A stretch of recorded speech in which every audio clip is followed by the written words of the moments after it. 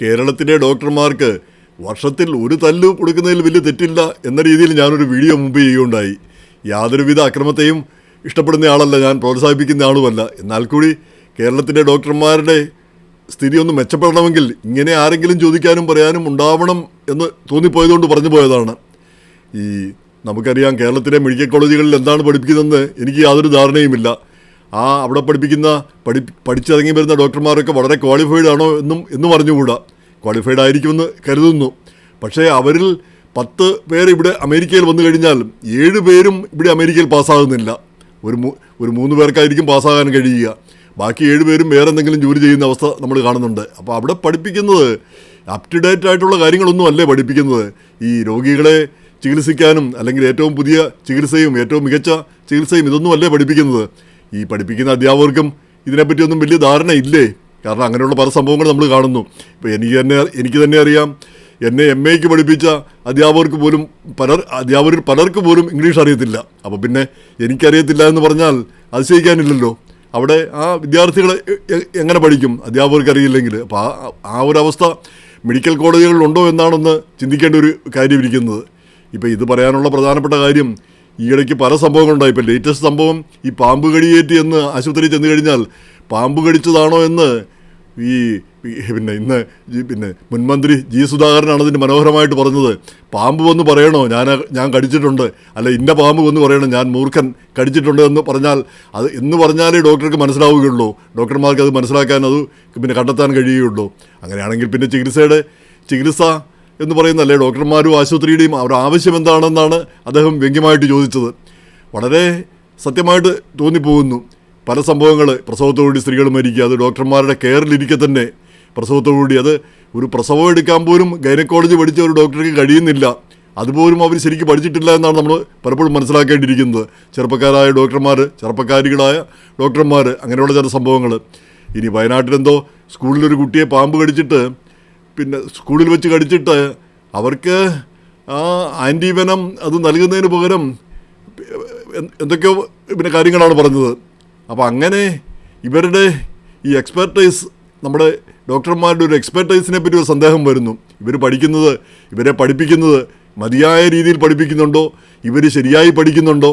ഇവർ ശരിയായി പഠിച്ചതിന് ശേഷമാണ്, ശരിയായ അറിവ് നേടിയിട്ടാണോ ഇവർ ചികിത്സിക്കാനായിട്ട് വരുന്നത്?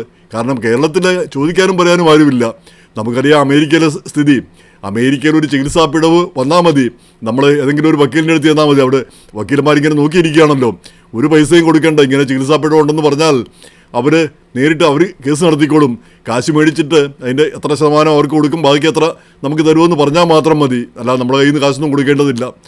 അപ്പോൾ അങ്ങനെ നോക്കിയിരിക്കുകയാണ്. വലിയ തുകയൊക്കെ ആയിരിക്കും, മില്യൺസ് ആയിരിക്കും പിഴ വിധിക്കുക. അങ്ങനെ വരുമ്പോഴത്തേക്ക് ഡോക്ടറുടെ ഈ ഡോക്ടർ ഒന്നും കൊടുക്കേണ്ടി വരില്ല, ഇൻഷുറൻസ് കമ്പനി കൊടുത്തോളും. പക്ഷേ ആ ഇൻഷുറൻസ് തുക വലിയ തോതിലങ്ങ് കൂടും. അങ്ങനെ വരുമ്പോഴത്തേക്ക് ഡോക്ടർക്ക് അത് അടയ്ക്കാൻ കഴിയാതെ വരും, അല്ലെങ്കിൽ ഡോക്ടറെ ആശുപത്രികൾ ഉൾക്കൊള്ളാനാവാതെ വരും. അങ്ങനെ പലപ്പോഴും ഡോക്ടർമാർ ഔട്ടായി പോകുന്നത് നമ്മൾ കാണാറുണ്ട്. അപ്പോൾ അങ്ങനെയുള്ള ചോദിക്കാനും പറയാനും അപ്പം പേടിച്ചും ശ്രദ്ധാപൂർവമാണ് ഇവിടെ കാര്യങ്ങളൊക്കെ നോക്കുന്നത്. കേരളത്തിൽ അങ്ങനെ ഒരു സംവിധാനമില്ല, കേരളത്തിലും ഇന്ത്യയിലും. കാരണം ഡോക്ടറെ നമ്മൾ ദൈവം കഴിഞ്ഞാൽ ഏറ്റവും വലിയ ആളായിട്ടാണ് നമ്മൾ ഡോക്ടറെ കാണുന്നത്, ദൈവതുല്യനായിട്ട് കാണുന്നതാണ്. അപ്പോൾ ആ ഒരു ബഹുമാനം കൊടുക്കുന്നുണ്ടെങ്കിൽ അതനുസരിച്ചുള്ളൊരു പെരുമാറ്റം അവരുടെ ഭാഗത്തു നിന്നുണ്ടാവുന്നില്ല. അതിന് അവരെ മാത്രം കുറ്റം പറഞ്ഞിട്ട് കാര്യമില്ല. ഈ പ്രൈവറ്റ് ആശുപത്രിയിൽ പോലും ചെല്ലുമ്പോൾ 50-60 രോഗികളെയൊക്കെയാണ് ഒരു ഡോക്ടർ ഉച്ചവരെ നോക്കുന്നത്. 50-60 രോഗികളെ നോക്കുക എന്ന് പറഞ്ഞാൽ ആരെക്കൊണ്ട് സാധിക്കും? ഈ തേങ്ങ വെട്ടുന്ന പോലെ, തേങ്ങ പൊതിക്കുന്ന പോലെ ആണ് ഡോക്ടർ രോഗികളെ നോക്കുന്നത്. കാരണം അത്രയ്ക്ക് തിരക്കാണ്. ഈ സ്വകാര്യ ആശുപത്രിയിൽ പോലും, സർക്കാർ ആശുപത്രിയിലെ കാര്യം പറയേണ്ടതില്ലല്ലോ. അപ്പോൾ വിദഗ്ധ ചികിത്സയൊന്നുമില്ല. ഒരു ഊഹം വെച്ച് ഒരു മരുന്നെഴുതും. രോഗിക്ക് ഭാഗ്യമുണ്ടെങ്കിൽ രക്ഷപ്പെടും. ഈ സാധാരണ ചില മരുന്നുകളുണ്ടല്ലോ, പരക്കെ കൊടുക്കുന്ന ചില മരുന്നുകൾ, അത് കൊടുക്കും. അത് കഴിച്ച് രോഗി മിക്കവാറും ഒക്കെ രക്ഷപ്പെടും. അങ്ങനെയാണ് പലപ്പോഴും നടക്കുന്നത്. പിന്നെ ബ്ലഡ് ടെസ്റ്റ് നടത്തുമ്പം അത്യാവശ്യമുള്ള കാര്യങ്ങൾ അറിയും, അത് വെച്ച് ചികിത്സ നടത്തുന്നു. അങ്ങനെയാണ് നമ്മൾ കണ്ടുവരുന്നത്. എന്തായാലും ഈ സ്ഥിതിയിൽ ഒരു മാറ്റം, നമ്മുടെ മെഡിക്കൽ വിദ്യാഭ്യാസ രംഗത്ത് ഒരു മാറ്റം വേണം. അതുപോലെ തന്നെ ഡോക്ടർമാരുടെ ആറ്റിറ്റ്യൂഡിനൊരു മാറ്റം വേണം. ഈ ചോദിക്കാനും പറയാനും ആരുമില്ല. ഇനി ആരെങ്കിലും ബഹളം വെക്കുകയോ എന്തെങ്കിലും ചെയ്ത് കഴിഞ്ഞാൽ ഡോക്ടർമാരെല്ലാം കൂടെ പണിമുടക്കും. അത് നമ്മുടെ അട്ടിമറിക്കാരുടെ വേറൊരു പതിപ്പാണത്. അങ്ങനെ ഈ സംഘടിത ഗുണ്ടായിസം അത് നടത്തും. പിന്നെ അപ്പോൾ സാധാരണക്കാരന് ഒരു മാർഗ്ഗവുമില്ല, സർക്കാരിനൊന്നും ചെയ്യാൻ പറ്റാതെ വരും. അപ്പോൾ അങ്ങനെ ഉള്ളൊരവസ്ഥയ്ക്ക് പകരം ഈ ഡോക്ടർമാർ അവർക്ക് മതിയായ വിദ്യാഭ്യാസം, ശരിയായ രീതിയിലുള്ള വിദ്യാഭ്യാസം കിട്ടുന്നുണ്ടോ എന്ന് ഉറപ്പുവരുത്തേണ്ട ഒരു കാര്യമുണ്ട്, ഒന്നാമത്തെ കാര്യം.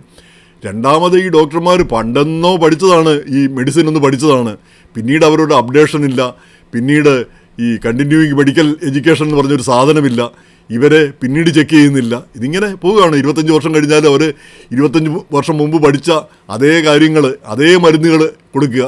ഈ പിന്നെ മാറ്റങ്ങൾ, ഈ ശാസ്ത്രലോകത്തുണ്ടാകുന്ന മാറ്റങ്ങളോ കാര്യങ്ങളോ വൈദ്യരംഗത്തുണ്ടാകുന്ന മാറ്റങ്ങളോ ഇതൊന്നും അവരറിയുന്നില്ല, അവരറിയാൻ ശ്രമിക്കുന്നുമില്ല, അവരോടാരും അത് ചോദിക്കുന്നുമില്ല.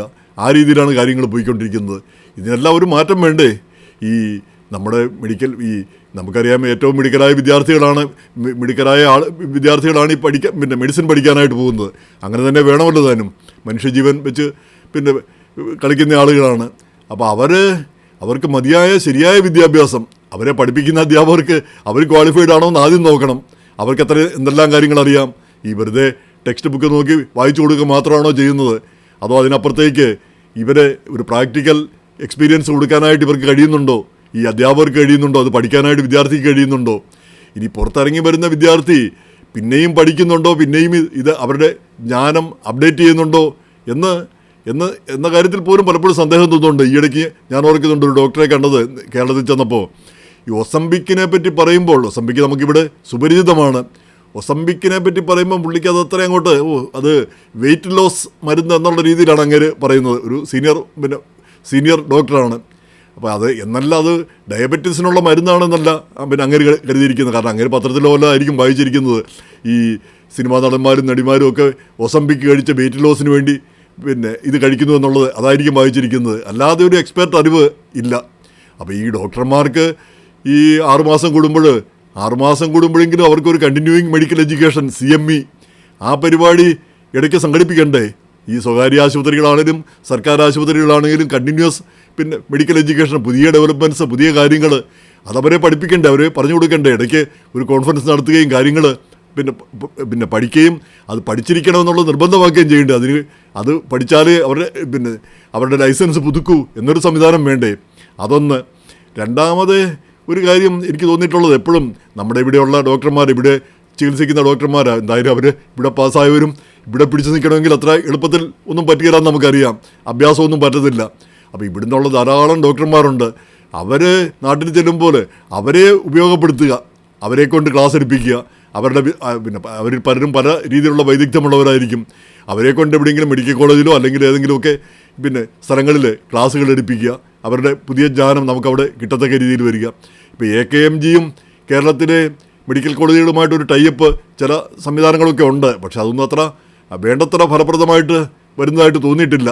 അതും ശക്തിപ്പെടുത്തേണ്ടതാണ്. കാരണം നമ്മളെ കൊണ്ട് നമ്മുടെ നാട്ടുകാർക്ക് ഗുണമുണ്ടാകുന്ന കാര്യങ്ങൾ ചെയ്യാനും കഴിയുന്നില്ലെങ്കിൽ പിന്നെ നമ്മൾ അമേരിക്കയിൽ എന്തിനാണ് വന്നത്? നമുക്ക് കഴിയുന്ന ഏതൊക്കെ രീതിയിൽ കഴിയുമോ അതൊക്കെ നമ്മളും ചെയ്യാൻ നമ്മളും ബാധ്യസ്ഥരാണ്. നമ്മുടെ ഐഡിയാസ് കൊടുക്കാനും നമ്മുടെ അറിവ് പകരാനും നമ്മളും ബാധ്യസ്ഥരാണ്. ഇനി ഏറ്റവും പ്രധാനപ്പെട്ട ഒരു കാര്യം, എമർജൻസി മെഡിസിൻ എന്ന് പറഞ്ഞൊരു സാധനമുണ്ട് അമേരിക്കയിൽ. നമുക്കറിയാം, ഏതൊരു ആശുപത്രിയിലേക്ക് ചെന്ന് കഴിഞ്ഞാലും ആ എമർജൻസി മെഡിസിൻ ഒരു ശാഖയാണ് ഇവിടെ. ഇൻറ്റേർണൽ മെഡിസിൻ അല്ലെങ്കിൽ ഈ കാർഡിയോളജി എന്നൊക്കെ പറഞ്ഞ പോലെ ഒരു ശാഖയാണ് ഈ എമർജൻസി മെഡിസിൻ. അവിടെ ചെന്ന് കഴിഞ്ഞാൽ അതാണല്ലോ ഏറ്റവും പ്രധാനപ്പെട്ടത്. ഒരു ഹാർട്ട് അറ്റാക്കായിട്ട് വന്നു, അപ്പോൾ അടിയന്തരമായിട്ട് ചെയ്യേണ്ട കാര്യങ്ങളെന്ത്? അത് നമ്മുടെ നാട്ടിൽ പല ആശുപത്രികളിൽ ചെന്ന് കഴിഞ്ഞാൽ അവർക്ക് എന്താണ് ചെയ്യേണ്ടതെന്ന് അറിഞ്ഞുകൂടാ.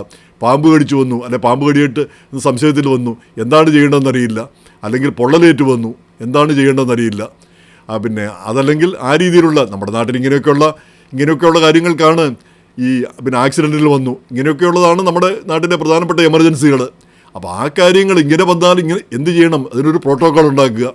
ഇന്ന പാമ്പ് കടിയേറ്റ് വന്നു കഴിഞ്ഞാൽ ഇന്നതിന്, അല്ലെ ആ സന്ദേഹത്തിൽ വന്നു കഴിഞ്ഞാൽ ഇന്നതൊക്കെ അടിയന്തരമായിട്ട് ചെയ്യണം. അല്ലെങ്കിൽ ഒരാൾ ആക്സിഡൻറ്റിൽ വന്നു കഴിഞ്ഞാൽ ഇന്നതൊക്കെ ചെയ്തതിന് ശേഷം അതിൻ്റെ വിദഗ്ധ സ്ഥലത്തേക്ക് വിടുകയോ വിദഗ്ധ പരിശോധനയ്ക്ക് അതിൻ്റെ കാര്യങ്ങൾ ചെയ്യുക. അപ്പോൾ അതിനുള്ളൊരു സംവിധാനം ആ എമർജൻസി മെഡിസിൻ ഒന്ന് ശക്തിപ്പെടുത്തേണ്ടത് വളരെ അത്യാവശ്യമാണെന്ന് തോന്നുന്നു. അത് ഇല്ലാത്തത് പലപ്പോഴും കൂടുതൽ ആളുകൾ മരിക്കുന്നതിനും മറ്റുള്ള കാര്യങ്ങൾക്കൊക്കെ വഴിതെളിക്കുന്നു. ഇനി ഒരാശുപത്രിയില്ലെങ്കിൽ നമ്മുടെ നാടൊക്കെ എന്ന് പറഞ്ഞാൽ അത്ര വലിയ പിന്നെ വലിയൊരു രാജ്യമൊന്നുമല്ല അമേരിക്ക പോലെ 100 കണക്കിന് മൈൽ അകലെയൊന്നുമല്ല. ഒരാശുപത്രിയില്ലെങ്കിൽ അടുത്ത ആശുപത്രിയിലേക്ക് പോകാനായിട്ട് 25-30 മൈൽ അകലെ പിന്നെ മുന്തിയ ആശുപത്രികൾ, മെച്ചപ്പെട്ട ആശുപത്രികളുണ്ട്. ആ സംവിധാനം ഉപയോഗപ്പെടുത്താനുള്ളൊരു ഒരു ഒരു പിന്നെ അതിനുള്ള ഒരു മാർഗനിർദ്ദേശം, ഇന്നത് വന്നാൽ ഈ ആശുപത്രിയിലില്ല മറ്റേ ആശുപത്രിയിലുണ്ട്, ഉടനെ ഈ ആശുപത്രികൾ തമ്മിലൊരു ബന്ധം, അത് തമ്മിലുള്ള ഒരു കോർഡിനേഷൻ, ഇതൊക്കെ ഉണ്ടാവേണ്ടതല്ലേ? ഇതൊക്കെ ഒരു ബേസിക് കാര്യങ്ങളല്ലേ? ഈ നമ്മുടെ മന്ത്രി വീണ ജോർജിനെ ഞാൻ കുറ്റം പറയുന്നില്ല. അവർക്ക് ഓരോരുത്തർക്കും ഓരോ പണി പറഞ്ഞിട്ടുണ്ട്. അവർ പത്രക്കാരിയായിട്ട് അങ്ങ് തുടർന്നാൽ മതിയായിരുന്നു, മന്ത്രിയാകേണ്ട ഒരു കാര്യവും ഉണ്ടായിരുന്നില്ല എന്ന് കരുതി മന്ത്രി ആകരുതെന്ന് പറയുന്നില്ല, അവർ മോശമാണെന്ന് ഞാൻ പറയുന്നില്ല. പക്ഷേ എന്നാൽ പോലും ഇതെല്ലാം പഠിച്ച് വരേണ്ടതുണ്ട്. ഇനി ഏറ്റവും ദുഃഖകരമായിട്ട് കണ്ടിട്ടുള്ളത് ഈ പ്രസവത്തോടുകൂടി സ്ത്രീകൾ മരിക്കുന്നത് എത്രയോ ഖേദകരമായ ഒരു കാര്യമാണ്, എത്രയോ വേദനാജനകമായ ഒരു കാര്യമാണ്. അതും ഡോക്ടർമാരുടെ ചികിത്സയിലിരിക്കെ, ആശുപത്രിയിലെ ചികിത്സയിലിരിക്കെ. അപ്പോൾ അത് വളരെ ചുരുക്കമായിട്ട് എത്ര ചികിത്സ ഉണ്ടെങ്കിലും എത്ര ഇതുണ്ടെങ്കിലും ചുരുക്കമായിട്ട് ഇതൊക്കെ സംഭവിക്കുമെന്ന് നമുക്കറിയാം. നമ്മൾ ഇത്ര ശസ്ത്രക്രിയ നടത്തിയാലും ഏറ്റവും മികച്ച രീതിയിൽ ചെയ്താൽ കൂടി ചെറിയ ഒരു സാധ്യത എപ്പോഴുമുണ്ട്. അത് നമ്മൾ ഇല്ല എന്ന് പറയുന്നില്ല. പക്ഷേ എങ്കിൽ കൂടി അത് വ്യാപകമാകുന്നു അല്ലെങ്കിൽ കൂടുതലാകുന്നു എന്നുള്ളതാണ് ഏറ്റവും പ്രധാനപ്പെട്ട കാര്യം. അപ്പോൾ കൂടുതലാകുന്നു എന്നുള്ളത് നമ്മുടെ ഒരു കഴിവുകേടിൻ്റെ ഒരു തെളിവായിട്ടാണ് നമ്മൾ കണക്കാക്കേണ്ടിയിരിക്കുന്നത്. നമ്മുടെ മെഡിക്കൽ സംവിധാനത്തിൻ്റെ ഒരു പരാജയമായിട്ട് നമ്മുടെ വിദ്യാഭ്യാസ സമ്പ്രദായത്തെപ്പറ്റിയൊക്കെ എപ്പോഴും നമ്മൾ കുറ്റം പറയാറുണ്ട്. മെഡിക്കൽ വിദ്യാഭ്യാസത്തെപ്പറ്റി നമ്മളാരും അധികം പറയാറില്ല. പ്രധാനപ്പെട്ട കാര്യം നമുക്കാർക്കും അത് അത്ര അറിയത്തില്ല. ഡോക്ടർ പറയുന്നു, ഡോക്ടർ ഒരു ദിവ്യൻ പറഞ്ഞാൽ പിന്നെ അതിന് അപ്പീലില്ല. ആ രീതിയിലാണ് നമ്മൾ പിന്നെ കരുതുന്നത്. ഈ ആശുപത്രിയിൽ ചെന്ന് ഇന്നത് ചെയ്യണമെന്ന് പറഞ്ഞാൽ നമ്മളാരും തർക്കിക്കാറില്ല. കാരണം നമുക്ക് അതിനെപ്പറ്റി കൂടുതൽ അറിഞ്ഞുകൂടാ. നേരെ മറിച്ച് അമേരിക്കയിലാണെങ്കിൽ നമ്മൾ സംശയം പറയും, അത് വേണോ ഡോക്ടറെ, അല്ലേ അതിങ്ങനെ മതി എന്ന് നമ്മൾ പറയും. അവിടെ നമ്മളത് പറയാറില്ല. കാരണം എന്നാൽ പിന്നെ അവിടെ ഡോക്ടർ പറയും, എന്നാൽ പിന്നെ നിങ്ങളങ്ങ് പോയി ചികിത്സിച്ചു, അല്ലെ നിങ്ങളുടെ സൗകര്യം പോലെ ചെയ്തു, എന്തോ ചെയ്യാൻ നോക്കും. അപ്പോൾ ഈ രീതിയിലുള്ള പ്രതികരണമാണ് നമുക്കുണ്ടാകുന്നത്.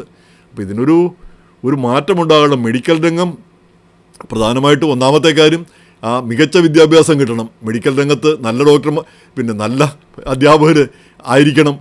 പിന്നെ പഠിപ്പിക്കുന്ന ആളുകൾ മികച്ച അധ്യാപകരായിരിക്കണം. അവർ നല്ല രീതിയിൽ പഠിപ്പിക്കണം. ഈ പഠിക്കുന്ന കുട്ടികൾ നല്ല രീതിയിൽ പഠിക്കണം. ഈ പഠിക്കാനായിട്ട് ഈ സാമ്പത്തികമായിട്ടൊക്കെ ഈ പിന്നോക്കം നിൽക്കുന്ന കുട്ടികൾ ഇപ്പോൾ അവർക്കെല്ലാം ധാരാളമായിട്ട് ലോൺ കിട്ടുന്നു എന്നാണ് ഞാൻ മനസ്സിലാക്കുന്നത്. ധാരാളമായിട്ട് ലോൺ കൊടുക്കണം. സർക്കാരിൻ്റെ തന്നെ ഒരു ഉത്തരവാദിത്വമായിട്ട് അത് കണക്കാക്കേണ്ട ഒരു കാര്യമാണ്. കാരണം വിദ്യാഭ്യാസമാണല്ലോ ഏറ്റവും പ്രധാനപ്പെട്ട കാര്യം. അതുണ്ടെങ്കിൽ ഏതൊരു രാജ്യവും വളരുമല്ലോ. അതിൻ്റെ ഏറ്റവും നല്ല ഉദാഹരണങ്ങളാണ് അമേരിക്കയിലുള്ള അവിടുന്ന് കിട്ടിയ ഒന്നുകിൽ നേഴ്സിംഗ് പഠിച്ചു, അല്ലെങ്കിൽ ഏതെങ്കിലും ഒരു ബിരുദം പഠിച്ചു, അല്ലെങ്കിൽ എന്തെങ്കിലും ഒന്ന് പഠിച്ചു. ആ ബലത്തിലാണ് ഇവിടെ വന്ന് നമ്മൾ പയറ്റുന്നത്. അപ്പോൾ ആ വിദ്യാഭ്യാസം അതിൻ്റെ നേട്ടമാണ് പിന്നെ നമ്മുടെ രാജ്യത്തിനുണ്ടാകുന്നത്. അപ്പോൾ അതുകൊണ്ട് ആ വിദ്യാഭ്യാസം ഏറ്റവും മെച്ചപ്പെടുത്തുന്നതാവണം. ആ വിദ്യാർത്ഥികൾക്ക് ഒരു ബുദ്ധിമുട്ടും ഉണ്ടാവാതെ പിന്നെ പഠിക്കാനുള്ള സംവിധാനം ഉണ്ടാവണം. പഠിച്ചിറങ്ങിക്കഴിഞ്ഞാൽ അവരുടെ അറിവ് നിലനിർത്തുന്നുണ്ടോ, അവരുടെ കഴിവ് നിലനിർത്തുന്നുണ്ടോ എന്ന് ഇടയ്ക്കിടയ്ക്ക് പരിശോധിക്കാനൊരു സംവിധാനം വേണം. പിന്നെ ഈ എമർജൻസി മെഡിസിൻ, അതിനൊരു സംവിധാനം വേണം.